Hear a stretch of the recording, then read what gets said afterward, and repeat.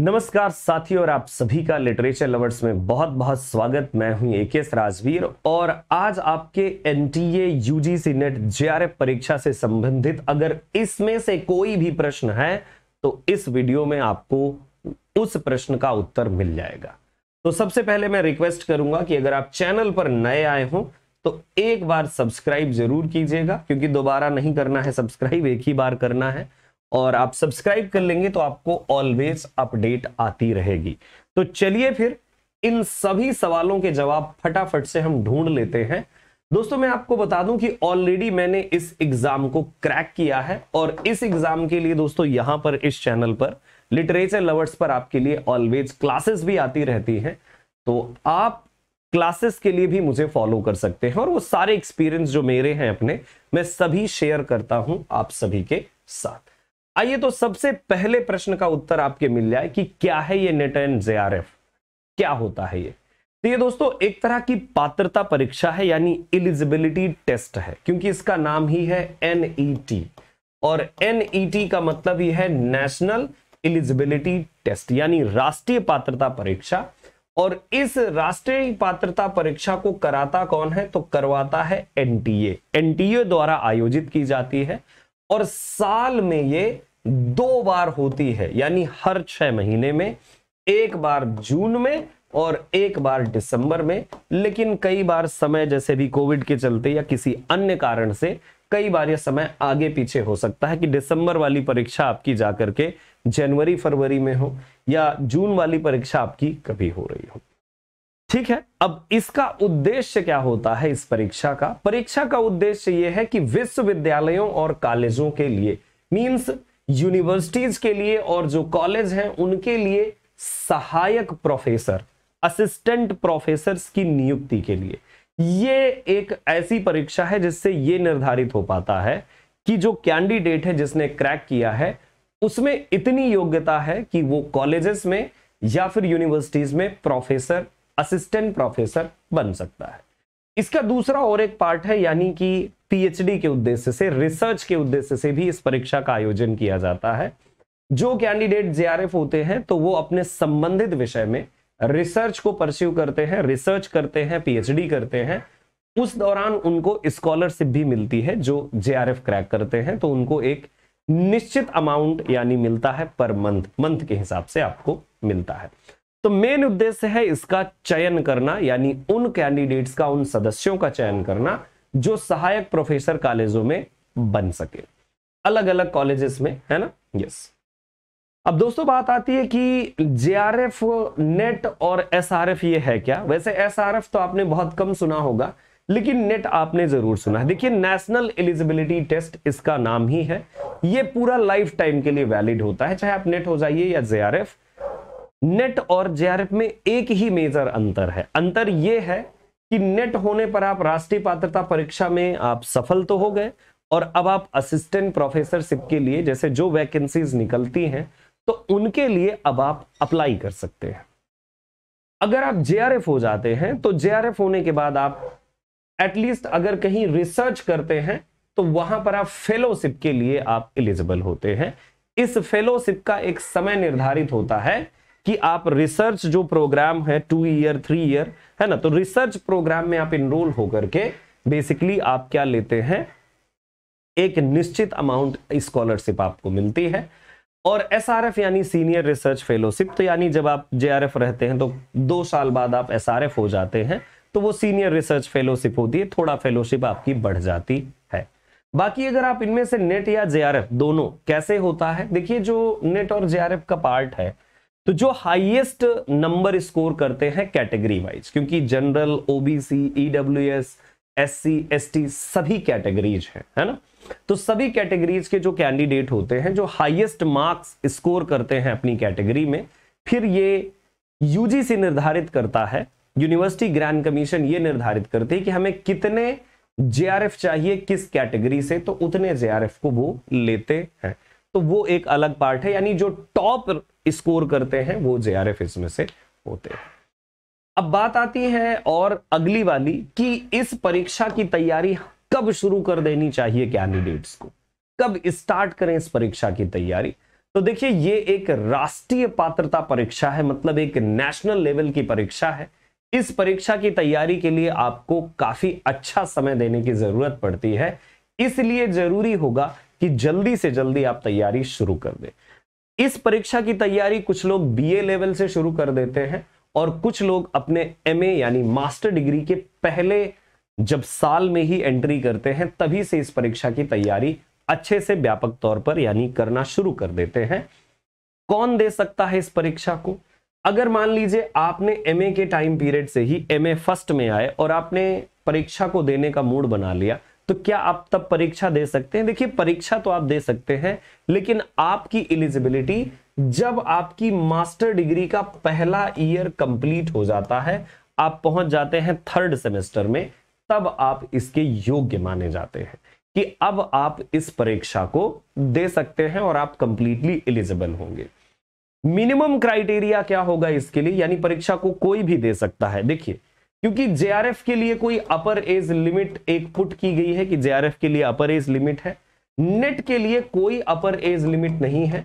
किसी भी उम्र का कैंडिडेट नेट परीक्षा के लिए अपीयर हो सकता है, लेकिन अगर आप जेआरएफ के लिए अपीयर हो रहे हैं तो इसमें उम्र जरूर देखी जाती है, यानी कि एक बाउंडेशन है, एज बाउंडेशन है।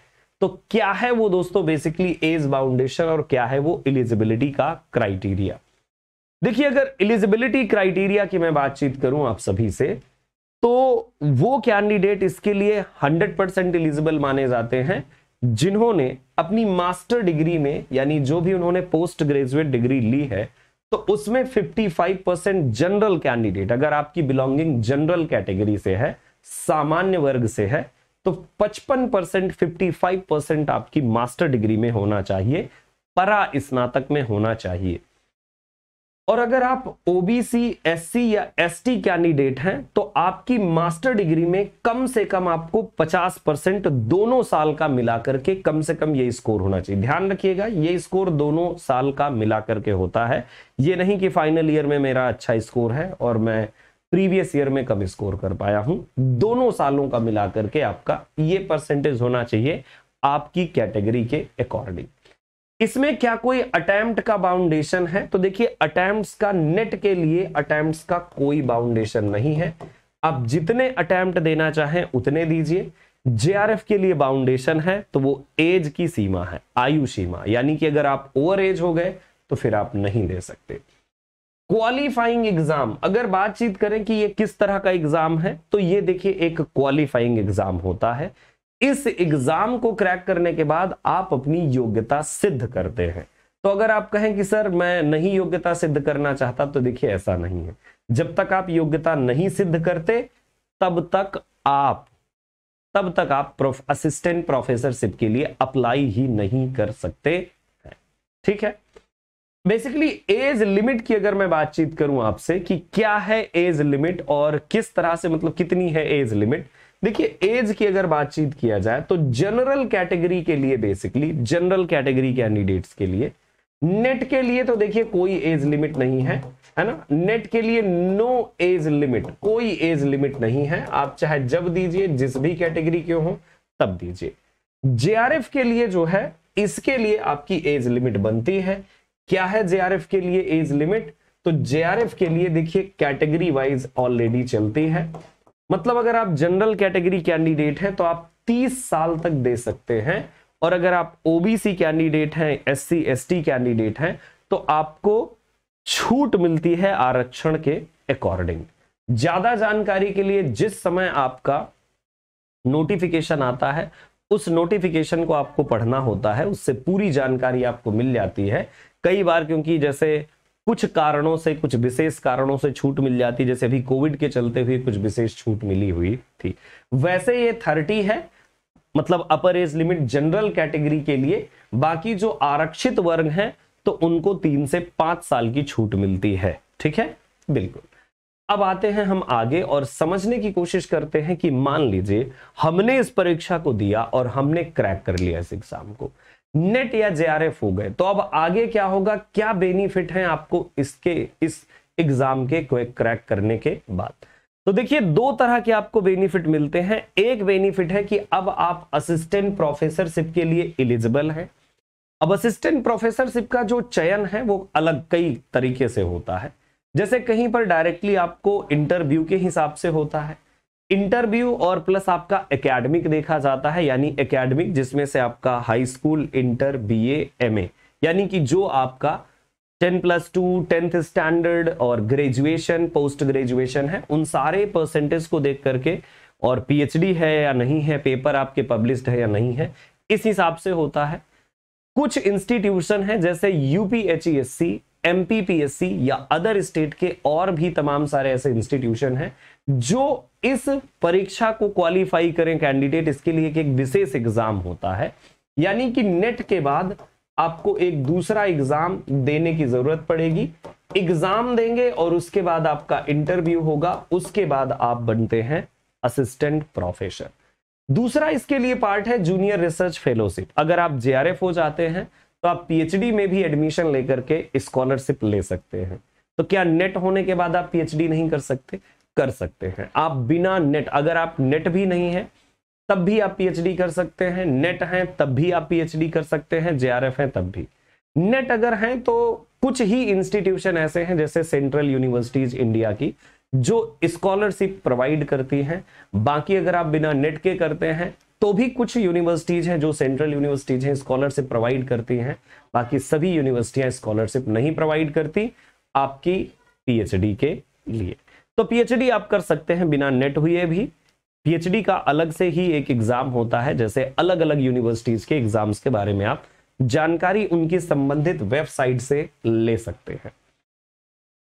तो क्या बिना पीएचडी नेट जेआरएफ कर सकते हैं? तो देखिए नेट जेआरएफ के लिए मैंने आपको बताया, आपको एमए चाहिए, आपका मास्टर डिग्री आपकी चाहिए, एमए, एमएससी, व्हाटएवर जो भी है आपका, है ना, मास्टर डिग्री आपको चाहिए। General category 55%, OBC, SC, ST 50% आपको चाहिए होगा बस।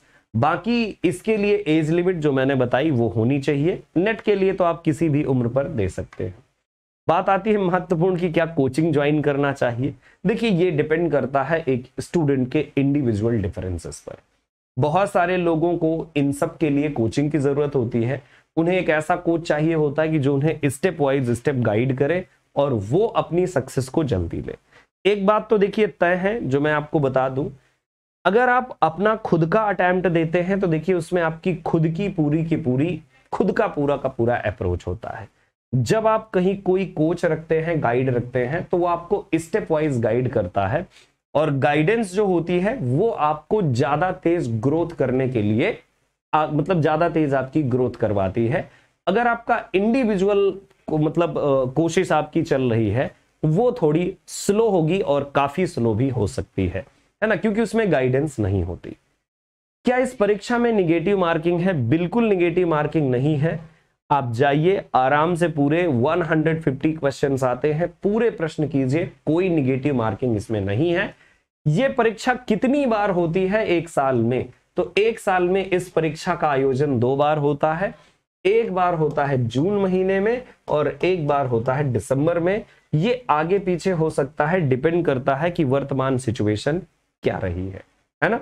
यस, जेआरएफ के लिए यूजीसी नेट जेआरएफ के लिए तो मैंने नेट के लिए बताया कि नो एज लिमिट, आप किसी भी उम्र तक नेट एग्जाम दे सकते हैं, कितने भी अटेम्प्ट दे सकते हैं। जेआरएफ के लिए बेसिकली आपकी अपर एज लिमिट है, मैंने बताया था आपको कि 30 ईयर जनरल कैंडिडेट्स के लिए, बाकी जो रिजर्व्ड कैटेगरीज हैं उनको 3 से 5 साल का रिलैक्सेशन एज में मिलता है। इसके बाद दोस्तों बात करें कि क्या है परीक्षा का पैटर्न, किस तरह का पेपर होता है। तो देखिए इस परीक्षा में आपके 2 पेपर होते हैं। पेपर 1 जो जनरल नेचर का होता है, पेपर 2 जो आपका सब्जेक्ट स्पेसिफिक होता है, आपका सब्जेक्ट जो भी आपका संबंधित सब्जेक्ट है वो। पेपर 1 की अगर बात करें तो उसमें 50 क्वेश्चंस आपको देखने को मिलते हैं। टोटल मार्क्स उसके 100 होते हैं, यानी कि 2 नंबर का एक क्वेश्चन, 2 मार्क्स ईच क्वेश्चन, है ना। और जो पेपर 2 होता है उसमें 100 क्वेश्चन होंगे और कुल मिलाकर के होते हैं 200 मार्क्स। अगर इसको दोनों को जोड़ दें तो आपको मिलता है कि 300 मार्क्स का आपका पेपर होता है और 150 क्वेश्चंस होते हैं। समय सीमा की अगर मैं बात करूं तो समय सीमा आपको 3 घंटे का पूरा समय मिलता है। दोनों पेपर आपके MCQ बेस्ड होते हैं, यानी मल्टीपल चॉइस क्वेश्चंस होते हैं। Multiple choice question online mode पर होता है आपका, और बस फिर क्या, आप अपने 50 क्वेश्चन जो है जनरल फील्ड के होते हैं, और आपके 100 जो क्वेश्चन है आपके सब्जेक्ट से संबंधित होते हैं, और 3 घंटे में सभी क्वेश्चन आप कर पूरे कीजिए, क्योंकि आपको कोई नेगेटिव मार्किंग नहीं रहती है इसमें। इसलिए अब रही बात कि दोनों पेपर जब आपके एक साथ ही खुल जाते हैं, तो आप दोनों पेपर्स एक साथ खुल जाते हैं, ओपन हो जाते हैं, तो आप कोई भी क्वेश्चन पहले पेपर 1 या पहले पेपर 2 कोई भी अटेम्प्ट कर सकते हैं, कहीं से भी शुरू कर सकते हैं। ठीक है, यस। अगर बाय द वे आपने कोई क्वेश्चन आंसर नहीं किया, उसका आपको कोई मार्क्स नहीं मिलता। लेटर ऑन अगर वो क्वेश्चन डिलीट भी होता है ना, तब भी आपको उसका कोई बेनिफिट नहीं मिलता है। ठीक है, तो 3 घंटे का पूरा गाइज आपका ये पेपर हुआ, 150 क्वेश्चन, और टोटल अगर देखा जाए तो 300 आपके मार्क्स होते हैं। ये बेसिकली आपका एग्जाम पैटर्न है। पेपर 1 में आपको 10 यूनिट मिल जाती हैं, और पेपर 2 में भी आपको 10 यूनिट मिल जाती हैं। ये डिपेंड करता है कि क्या हर एक यूनिट से बराबर क्वेश्चन आते हैं, ऐसा नहीं है। डिपेंड करता है कि एग्जामिनर ने कहां से किस तरह के प्रश्न रखे हैं। हो सकता है किसी यूनिट से 2 प्रश्न हो, तो किसी यूनिट से 5 प्रश्न हो, तो किसी से 17 प्रश्न हो, ऐसा हो सकता है, बिल्कुल, है ना। तो ऐसा नहीं है कि मतलब हर एक यूनिट से इतने ही प्रश्न आएंगे। इसके बाद अगर बात करें कि क्या कोई क्वालिफाइंग क्राइटेरिया है कि मैं मिनिमम इतना स्कोर कर लूंगा तो मैं क्वालिफाई हो जाऊंगा, तो देखिए मिनिमम जो क्वालिफाइंग क्राइटेरिया है वो ये है कि अगर आप जनरल कैटेगरी से हैं तो आपको 40%, और अगर आप रिजर्व्ड कैटेगरी से हैं तो 35% आपको स्कोर करना होता है। लेकिन इसका मतलब ये बिल्कुल नहीं है कि आप क्रैक कर गए इस एग्जाम को। आपका सफल होना या आपने इस परीक्षा को क्रैक कर लिया, क्वालिफाई हुए हैं, इस बात पर निर्भर करता है कि क्या आप फाइनल मेरिट में हैं या नहीं हैं। अगर आप फाइनल मेरिट में हैं तभी आपके पास होने या फेल होने का निर्णय होगा। ये इतना मिनिमम है, अगर आप इतना नहीं स्कोर करते तो आप क्वालिफाइड नहीं माने जाते। मतलब जैसे मान लीजिए आपका पेपर 1 है और पेपर 2 है, तो आपको हर एक पेपर में, पेपर 1 में आपको मिनिमम, जैसे जनरल कैटेगरी है तो 40% उसका स्कोर करना ही करना होगा, और अगर पेपर 2 है तो इसमें भी आपको मिनिमम 40% स्कोर करना ही होगा। अगर आप इतना नहीं स्कोर करते तो जो आपके पेपर की जो चेकिंग होती है, जो आपने अटेम्प्ट किया है उसकी चेकिंग नहीं होती।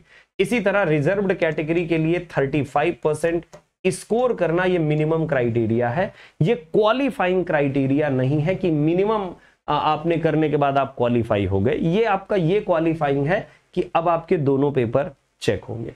मान लीजिए अगर आपने पेपर 1 में जनरल कैटेगरी है और आप 40% क्या 20% आपने स्कोर किया, आपके पेपर की चेकिंग नहीं होती है। मतलब आपको कंसीडर नहीं किया जाता कि आप क्वालिफाई कर पाए हैं मिनिमम क्राइटेरिया को। ठीक है, ग्रेट, इतनी बात आप समझ गए। इसके बाद बात करते हैं कि स्कॉलरशिप कितनी आपको मिलती है नेट या जेआरएफ होने पर। तो देखिए जेआरएफ होने पर ही आपको स्कॉलरशिप मिलती है।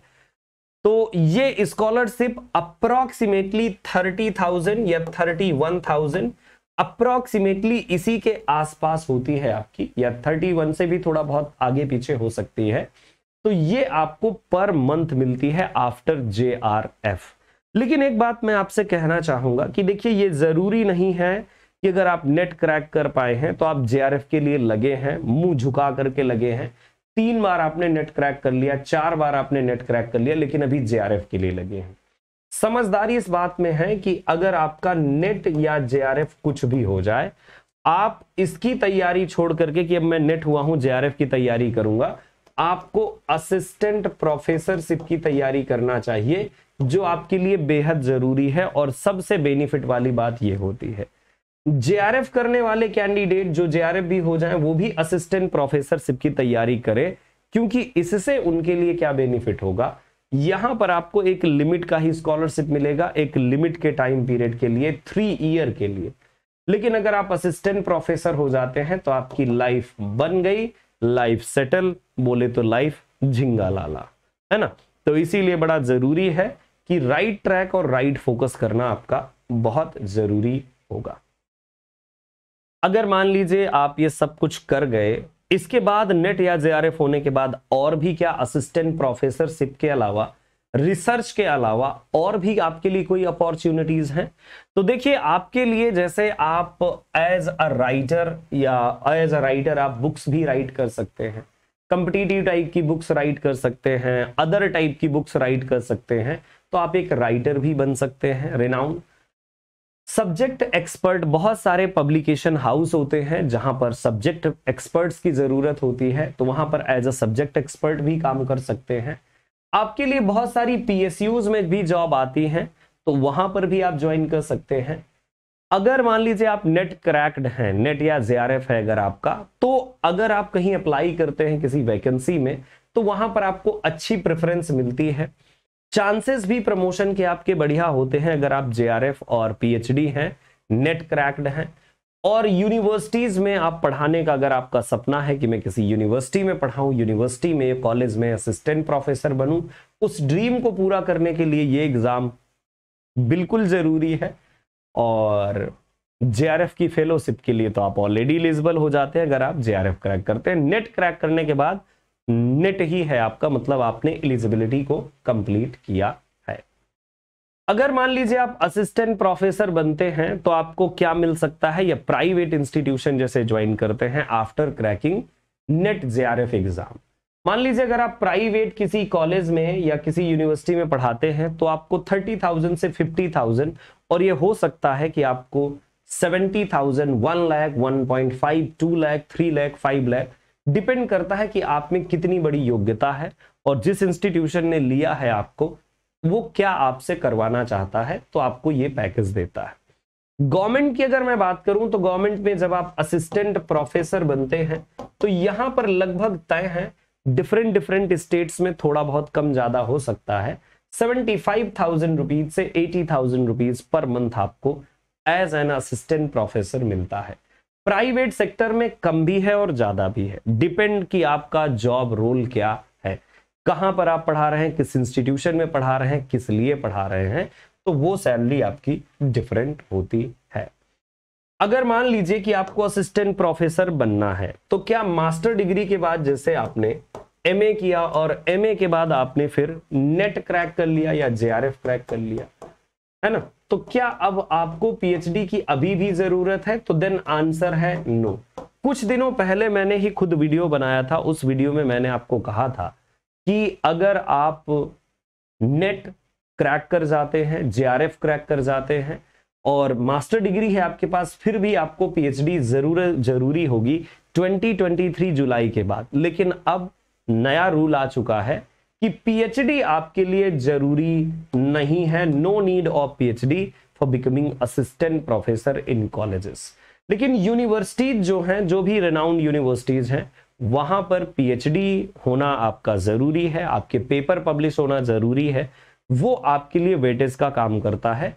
क्योंकि यहां पर जब एपीआई बनता है, एकेडमिक परफॉर्मेंस इंडेक्स बनती है आपकी, कि आपने एकेडमिकली कितना अच्छा किया हुआ है, तो उसमें आपको पीएचडी का बेनिफिट मिलता है। लेकिन अगर आप पीएचडी नहीं है तब भी आप असिस्टेंट प्रोफेसर बन सकते हैं और अप्लाई कर सकते हैं। सैलरी आपकी दोनों जगह सेम होती है, चाहे आप यूनिवर्सिटीज में असिस्टेंट प्रोफेसर बनिए वहां पर, या कॉलेजेस में असिस्टेंट प्रोफेसर बनिए वहां पर, सैलरी आपकी होती है सेम। तो ये थी दोस्तों बेहद अच्छी और उपयोगी जानकारी। किससे संबंधित? ये जानकारी थी दोस्तों संबंधित आपके नेट जेआरएफ की जर्नी से। क्या क्या चीजें हैं, किन किन चीजों पर आपको ध्यान देना चाहिए। तो दोस्तों आप सभी अगर एक अच्छे कैंडिडेट हैं और प्रिपरेशन कर रहे हैं यूजीसी नेट जेआरएफ की, तो इस चैनल को जरूर सब्सक्राइब कीजिएगा, क्योंकि टाइम टू टाइम आपको बहुत सारी अपडेट आती रहती है। और दूसरी बात दोस्तों, अगर आप यूजीसी नेट की तैयारी कर ही रहे हैं तो आप मुझे जरूर अनअकैडमी द लर्निंग ऐप पर फॉलो कीजिएगा। मैं यहां पर आपको यूजीसी नेट और सेट एग्जाम्स के लिए पढ़ाता हूं। सेट एग्जाम जो होता है वो स्टेट एलिजिबिलिटी टेस्ट है बेसिकली, है ना, उसमें JRF वगैरह का कोई रोल नहीं रहता, सिर्फ स्टेट एलिजिबिलिटी है। जिस स्टेट का आप क्रैक करोगे उस स्टेट में असिस्टेंट प्रोफेसरशिप के लिए अप्लाई करने के लिए एलिजिबल होते हैं।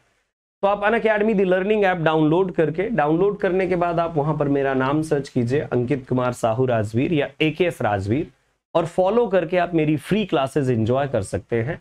अगर आप पेड कोर्सेज लेना चाहें बोथ पेपर्स के लिए, paper 1 paper 2, one stop solution चाहिए कि आपको यूजीसी नेट इंग्लिश की कंप्लीट प्रिपरेशन मिले, तो आप मुझे अनअकैडमी दी लर्निंग ऐप पर जरूर फॉलो करें। और कोर्स अगर आप लेते हैं तो इस कोड को अप्लाई कीजिए, जिससे आपको 20 जो भी डिस्काउंट होगा, जैसे अभी इस समय 25 है जब मैं वीडियो बना रहा हूं, तो कभी 10 हो सकता है, डिस्काउंट बदलता रहता है, तो आपको जो भी डिफॉल्ट डिस्काउंट होगा वो आपको मिल जाएगा इस कोड के इस्तेमाल से। और इस कोड के इस्तेमाल से आप फ्री स्पेशल क्लासेस भी मेरी एक्सेस कर सकते हैं। So thank you so much, आप सभी को बहुत बहुत धन्यवाद मेरे साथ स्टे ट्यून रहने के लिए, इस वीडियो को देखने के लिए। फिर से मिलेंगे किसी और वीडियो में, तब तक के लिए नमस्कार, जय हिंद, जय भारत।